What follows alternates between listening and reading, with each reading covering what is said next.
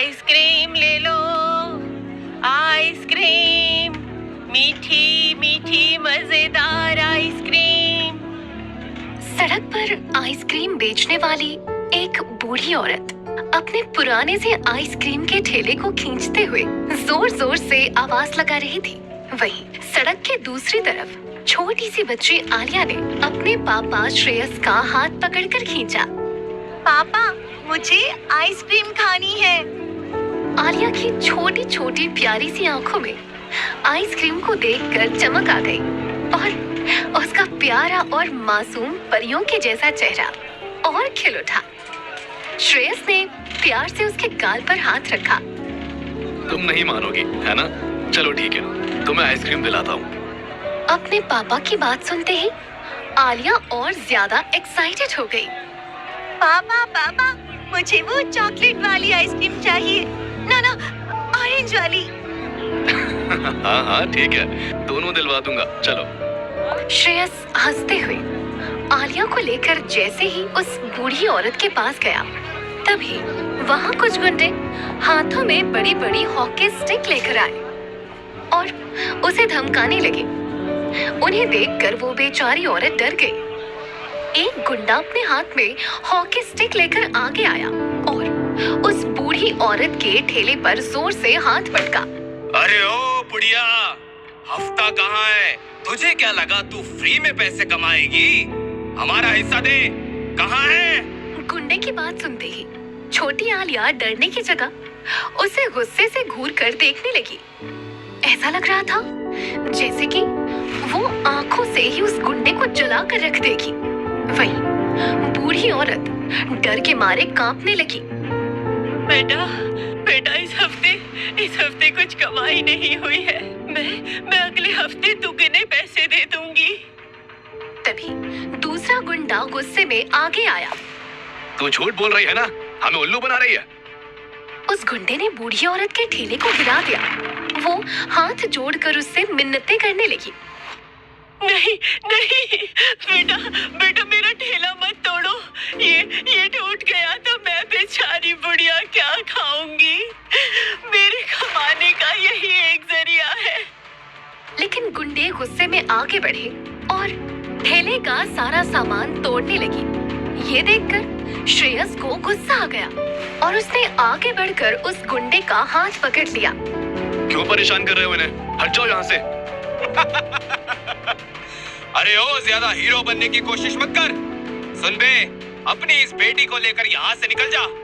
इस बुढ़िया के चक्कर में मत पड़, वरना तुम दोनों का ऐसा गायब करेंगे कि कभी नजर नहीं आओगे, समझे? ये सुनकर श्रेयस को हंसी आ गई और उसने उस गुंडे के चेहरे पर एक जोरदार पंच मार दिया।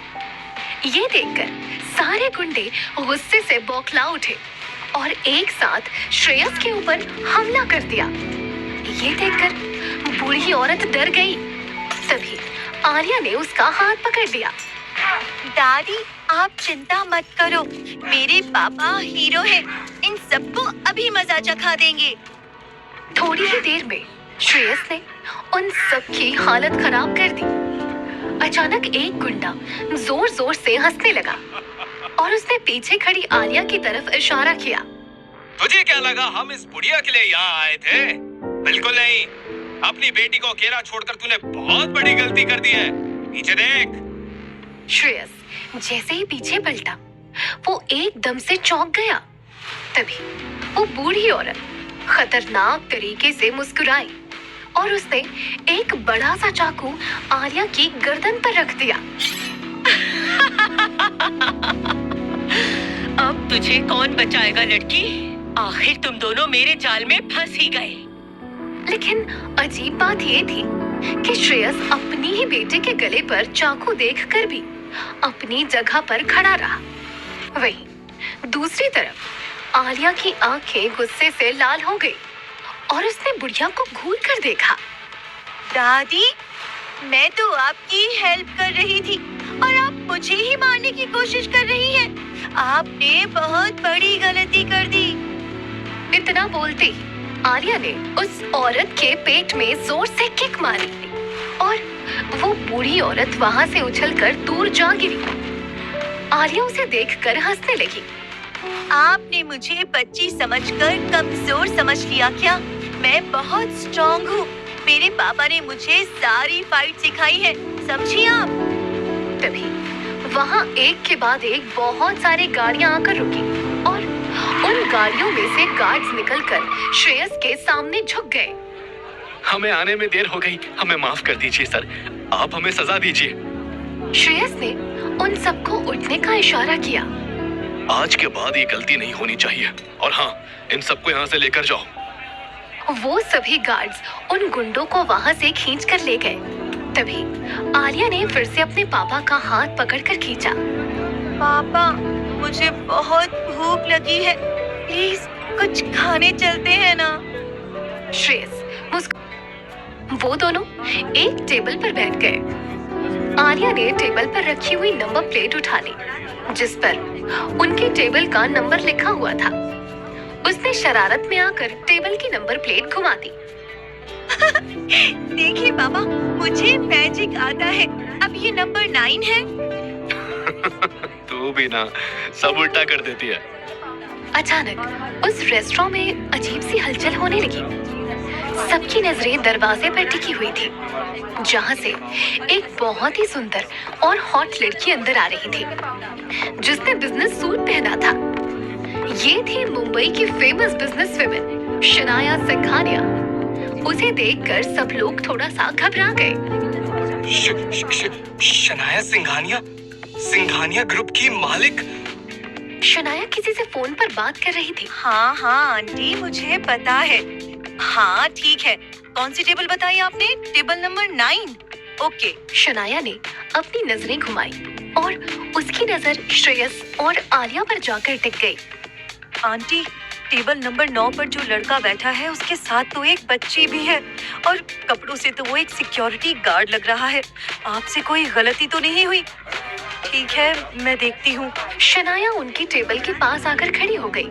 तभी आलिया की नजर उसके ऊपर पड़ी। पापा, ये आंटी हमें घूर रही है। शनाया उन दोनों के सामने बैठ गई। उसकी नजर श्रेयस पर टिकी हुई थी।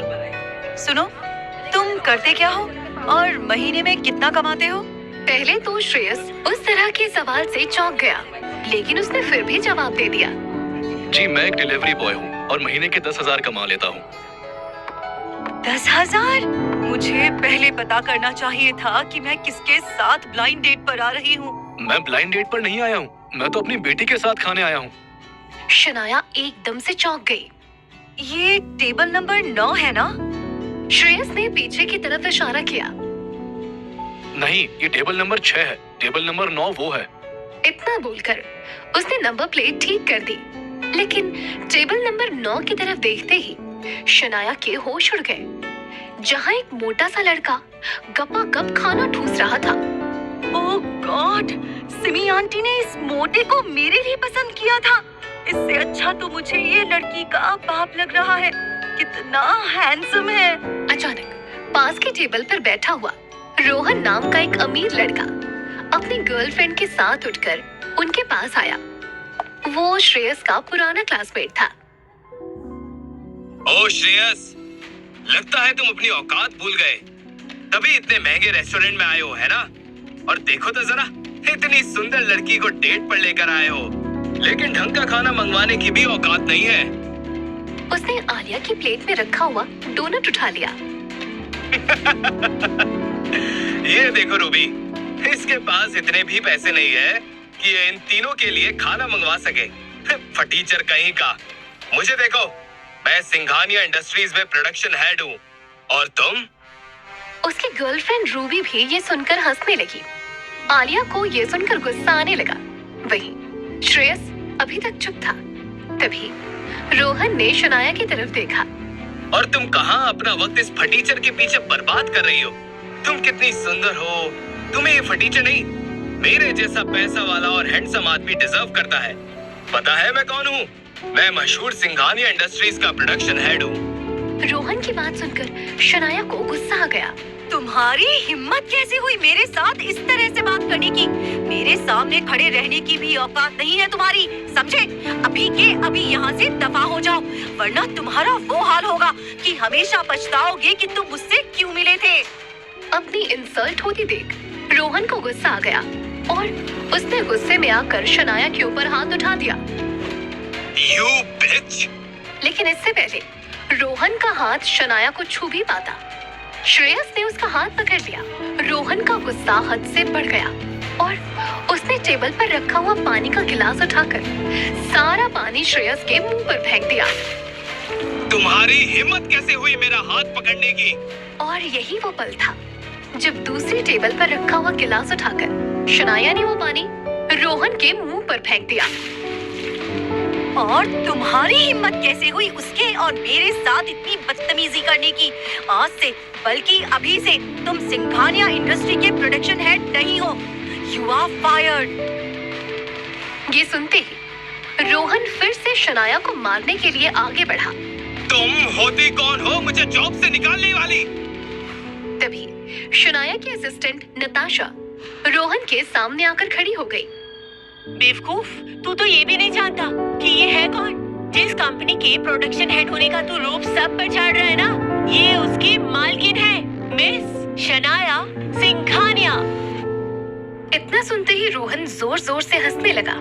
मुझे बेवकूफ समझा है क्या?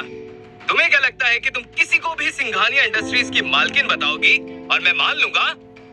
इतना सुनते ही शनाया के चेहरे पर एक खतरनाक स्माइल आ गई और उसने अपने पर्स से एक कार्ड निकालकर रोहन के ऊपर फेंक दिया। Just have a look, who am I? उस कार्ड को देखते ही रोहन की आंखें फटी की फटी रह गई।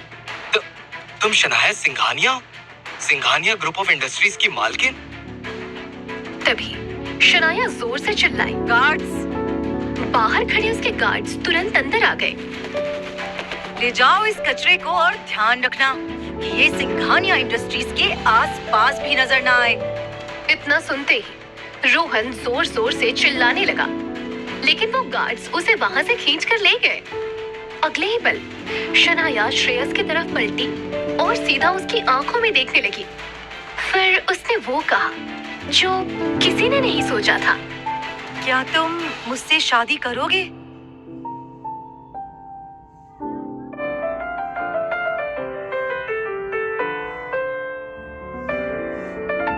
शनाया की बात सुनकर श्रेयस को एक जोरदार झटका लगा। उसके चेहरे पर हैरानी साफ झलक रही थी। वहीं आलिया खुश हो गई और उसने श्रेयस का हाथ पकड़कर खींचा। पापा, आखिर आपने मेरे लिए मम्मा ढूंढ ही ली, और क्या खूब ढूंढी है, कितनी ब्यूटीफुल है ये। आलिया शनाया को देखकर खुश होकर ताली बजाने लगी। ओह वाह मम्मा, आपने तो कमाल कर दिया। उन गंदे अंकल को आपने बहुत अच्छा सबक सिखाया। इतना बोलते ही आलिया ने शनाया का हाथ पकड़कर अपनी तरफ खींचा और उसे चेयर पर बैठने का इशारा किया। यहाँ बैठिए ना मेरे पास, मुझे आपसे कुछ जरूरी बात करनी है। शनाया जैसे ही चेयर पर बैठी, आलिया तुरंत शनाया के पास जाकर उससे चिपक कर बैठ गई और उसे देखकर हंसने लगी। आप सच में बहुत सुंदर हो मम्मा।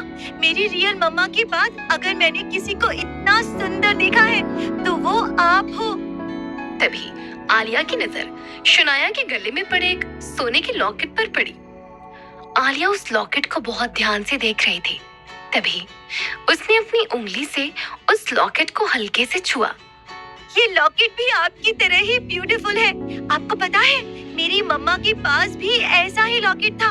क्या आपको उन्होंने ही मेरे पास भेजा है? शनाया कुछ कहते कि तभी श्रेयस ने आलिया का हाथ पकड़कर उसे अपने पास खींच लिया। आलिया, तुम बहुत शैतान हो गई हो। बड़े लोगों से ऐसे बात नहीं करते। चलो, हमें अभी बहुत सारे काम हैं। श्रेयस ने शनाया की तरफ देखा जो उसके जवाब का वेट कर रही थी। आई एम सॉरी, मैं शादी नहीं कर सकता। क्या तुम सच में ये शादी नहीं करना चाहते? देखो, ये सिर्फ एक डील होगी। मैं इस सिटी की, इनफैक्ट इस पूरे डिस्ट्रिक्ट की सबसे रिच पर्सन हूँ। मैं तुम दोनों को एक अच्छी लाइफ दे सकती हूँ। पूरे मुंबई में सिंघानिया इंडस्ट्रीज का नाम बोलता है। ओके मिस शनाया, मैं समझ गया कि आप सबसे बड़ी बिजनेस टाइकून हैं और बहुत अमीर भी हैं, लेकिन फिर भी मैं आपसे शादी नहीं करना चाहता। मुझे एक बहुत जरूरी काम है। बाय।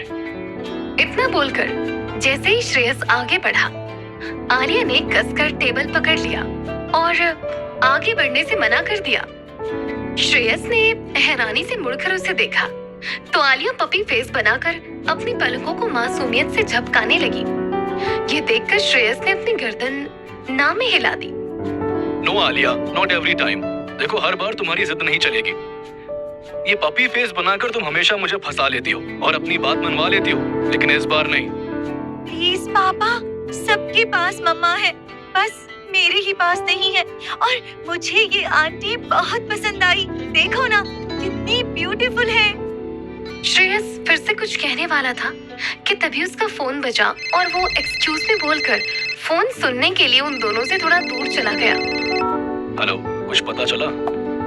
दूसरी तरफ से एक आदमी की घबराई हुई सी आवाज आई। नहीं सर, अभी तक हमें पता नहीं चला कि उन्हें किसने मारा था।